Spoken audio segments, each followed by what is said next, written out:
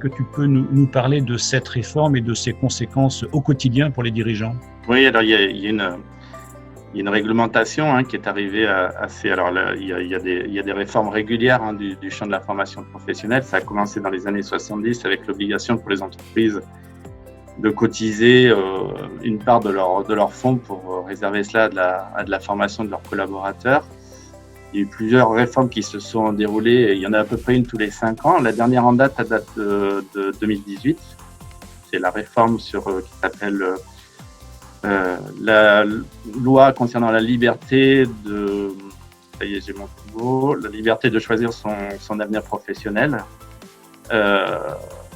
et qui indique bien le champ de cette loi, c'est-à-dire de donner aux collaborateurs, aux personnes, une initiative sur le champ de la formation. Et il y avait surtout aussi une autre loi qui, préalablement, avait été passée en 2017, qui concernait la loi travail. Donc le but de tout cela, c'est quoi? C'est d'abord de préparer effectivement ces enjeux des années qui viennent d'évolution des métiers.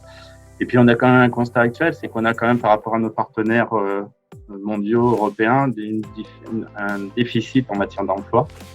On voit bien qu'on a énormément de chômage dans notre société et qu'il fallait trouver des solutions aussi pour résorber ce chômage. Donc il y a des décisions qui ont été prises par le gouvernement actuel qui concerne la loi travail et la loi sur la réforme de la formation professionnelle est venue prolonger. Il y a eu un premier acte et il y en a eu un deuxième en 2018 et c'est vraiment un bouleversement très profond de la formation professionnelle.